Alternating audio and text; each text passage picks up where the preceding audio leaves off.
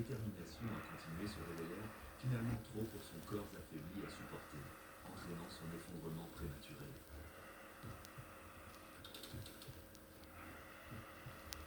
Le 21 décembre 2013, à McLeod, en Oklahoma, Denver, Lee Sinclair, un homme de 58 ans, a été retrouvé mort chez lui dans des circonstances que personne n'aurait pu imaginer.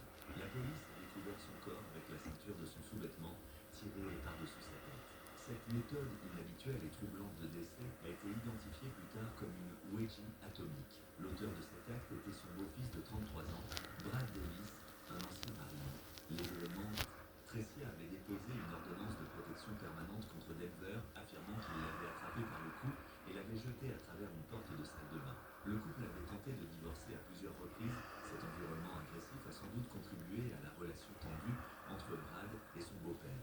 Le soir du 21 décembre 2013, Brad Davis rendit visite à sa mère et à son beau-père. Sa mère, Tricia, était à l'hôpital en train de se remettre d'une opération de la hanche, laissant les deux hommes seuls. Ils ont passé la soirée à boire, ce qui n'a fait qu'exacerber l'atmosphère déjà tendue. Selon Davis, l'altercation a commencé lorsque Denver a dit du mal de Tricia, ce qui l'a irrité. Alors que la dispute s'intensifiait, Denver aurait tenté de frapper Brad. En réponse, Davis se défendit. Il prétendit que son beau-père l'avait attaqué et qu'il avait agi en légitime défense. La situation a rapidement dégénéré. Au cours de la lutte, Davis assomma Denver. Dans un moment de rage et de désespoir, Brad tira la ceinture du sous-vêtement de Denver par-dessus sa tête, créant la célèbre wedgie atomique. Lorsque la police est arrivée sur les lieux, elle trouva Denver Lee Sinclair mort, avec la ceinture de son sous-vêtement enroulée autour de son cou. Le shérif du comté de Pottawatomie, Mike Booth, déclara: Je n'avais jamais vu cela auparavant, mais quand nous avons examiné la victime pour la première fois, nous avons vu que la ceinture de son sous-vêtement était autour de son cou. L'examen initial révéla que Denver était mort d'asphyxie et de traumatisme contondant à la tête. Brad Davis tenta d'abord de dissimuler ses actions. Il modifia la scène du crime pour qu'elle semble montrer une simple bagarre. Cependant, une enquête plus approfondie révéla des preuves suggérant que la situation était bien plus grave qu'une simple altercation. Des messages textes entre Davis et un ami indiquaient qu'il avait l'intention de confronter Denver et qu'il n'avait rien à perdre. Ces preuves, combinées aux conclusions physiques, ont conduit les autorités à croire que la mort de Denver n'était pas accidentelle. Brad Davis fut arrêté et inculpé de meurtre au premier degré. Au cours de la procédure judiciaire, Davis affirma qu'il n'avait jamais eu l'intention de tuer son beau-père. Il décrivit l'incident comme un accident tragique, déclarant: Je n'avais aucune intention de tuer cet homme, je n'aurais jamais pensé que cela pouvait arriver. Il exprima qu'il s'était défendu et que les choses avaient été dégénérées dans la chaleur du moment. L'affaire attira une attention médiatique considérable et Davis fut surnommé le Wedgie Killer. Les procureurs soutinrent que Davis avait agi avec malveillance. Ils présentèrent les messages textes et un détail troublant. Davis avait pris des photos de Denver inconscient sur le sol, dépeignant une intention d'humiliation. En mai 2015, Davis plaida coupable d'homicide involontaire. Le 16 juillet 2015, Brad Davis fut condamné à 30 ans de prison. Le juge prit en compte la gravité du crime et les preuves de l'intention de Davis de confronter et d'humilier son beau-père. La sentence refléta la conviction du tribunal que les actions de Davis n'étaient pas simplement un accident tragique, mais le résultat d'années de tensions accumulées. La fille de Denver Lee Sinclair, Carol Sinclair, et sa nièce, Tonya Renee et Lester Dawson, se souvenaient d'un individu unique qui aimait les motos. Elles créèrent une page Facebook en sa mémoire où amis et familles partagèrent leurs chagrins et leurs souvenirs. Les événements tragiques ont également conduit à une discussion plus large sur la dynamique des relations abusives et les effets à long terme de tels environnements sur les individus.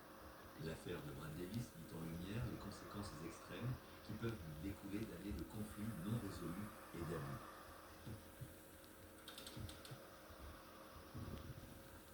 Ce jour du 11 avril 1996, à Cheyenne, dans le Wyoming, Jessica Dubroff, une petite fille de 7 ans originaire de Falmouth, dans le Massachusetts, tentait de battre un record en devenant la plus jeune pilote à traverser les États-Unis. Elle était accompagnée de son père, Lloyd Dubroff, 57 ans, et de Joe Reed, un instructeur de vol à temps partiel et courtier en bourse à temps plein âgé de 52 ans. Ils étaient à bord d'un Cessna 167B, entreprenant un voyage qu'ils avaient appelé le vol de mer à mer étincelante, un ambitieux périple de 6900 miles d'un océan à l'autre. Le voyage de Jessica avait commencé le 10 avril, au départ de Half Moon Bay, en Californie. Il prévoyait d'atteindre la côte est en 8 jours en faisant de l'immersion. On la voyait souvent dans des vidéos assise sur un siège réhausseur dans le cockpit, utilisant des ralentis allonge de pédale de gouvernail, les deux mains sur le manche, guidé par les instructions de Red.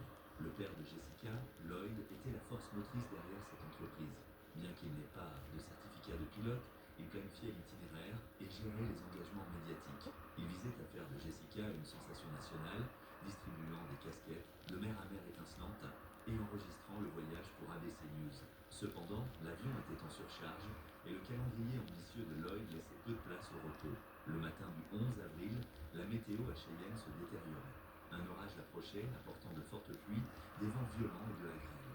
Red, malgré sa fatigue des jours précédents, décida de continuer pour respecter le calendrier des engagements médiatiques. L'avion, déjà en surcharge, faisait face à des défis supplémentaires dus à l'altitude élevée de Cheyenne, environ 6670 pieds de la fin de la piste.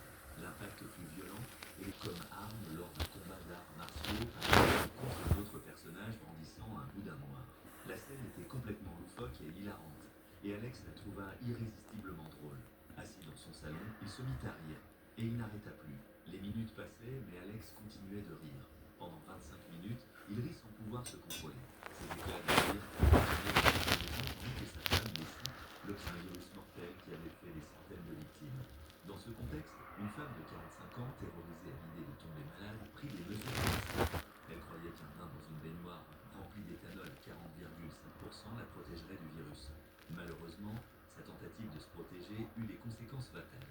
Vers 23 heures, la femme remplit sa baignoire d'éthanol et y entra, pensant que cela agirait à 1,35%. Pour donner un ordre